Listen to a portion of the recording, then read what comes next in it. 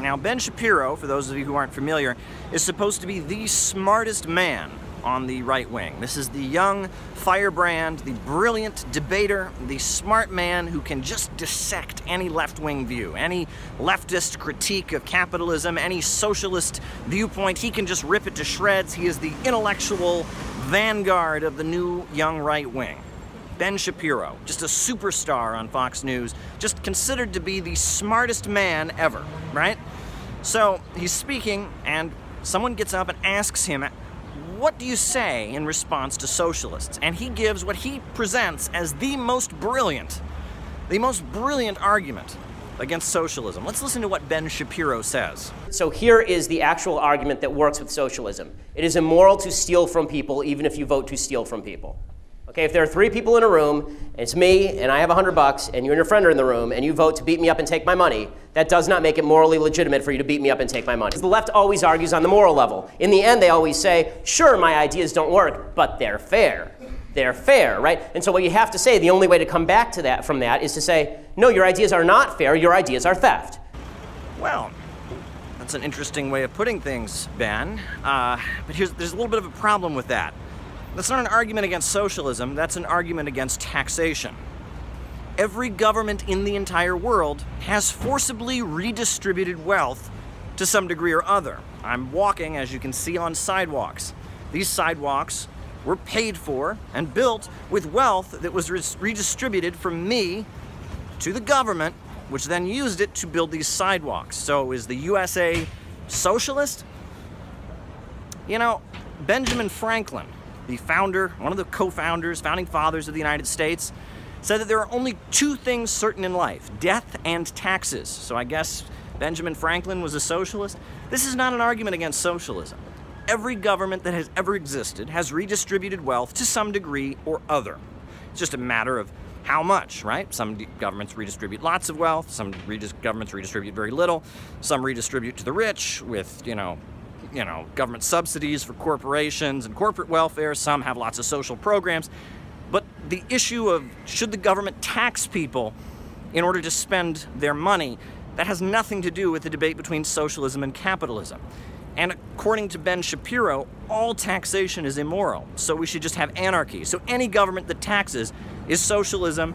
This is an absurd argument. I really don't think that we should not levy taxes against people. I don't know of any country in the history of humanity that has done that. So his brilliant argument against socialism, well, the government can't forcibly take things from you, doesn't really add up. However, let's look at the question the student asked, because that'll give you some insight.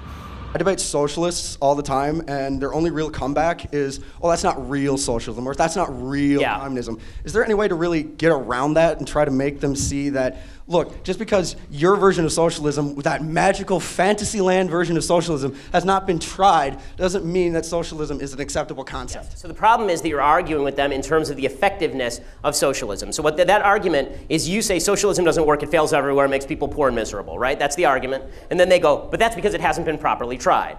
Right? That's their comeback. The problem for conservatives is we never actually argue on a moral level. We're constantly arguing on an effective level, on an efficiency level, and that's a problem.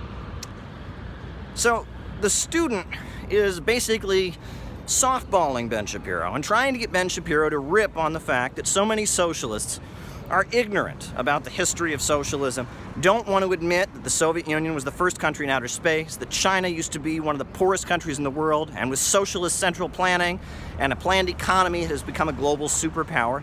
Sure, it's easy to knock down. It's very easy to knock down the, oh, well, that's not real socialism argument. Socialism is not taxation.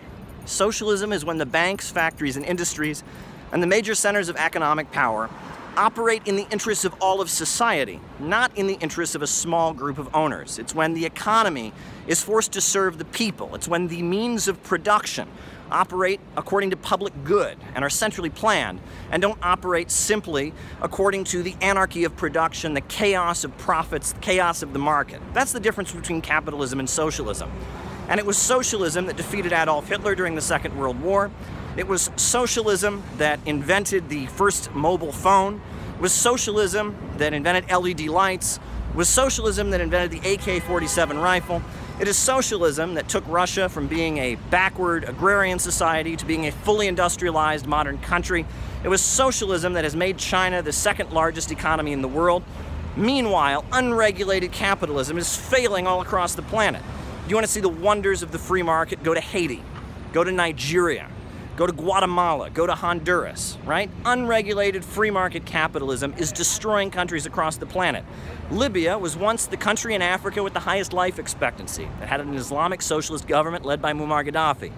Now, Libya has joined the global free market system, and things are so bad, people are getting on rafts and fleeing and drowning in the Mediterranean trying to get out.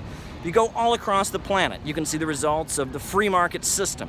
The IMF and the World Bank, neoliberalism and privatizations being imposed on people. Free markets destroy countries, and free markets have even destroyed our own country here in the United States. Look at Michigan, look at Ohio, look at Pennsylvania. The conditions people are living in have gone down. Why? Because for decades in the United States, we have embraced Ben Shapiro's philosophy. Get the government off our backs, privatize everything, lower taxes on the rich. And the result has been gutting the standard of living in the United States and strengthening the globalist, free market, international bankers.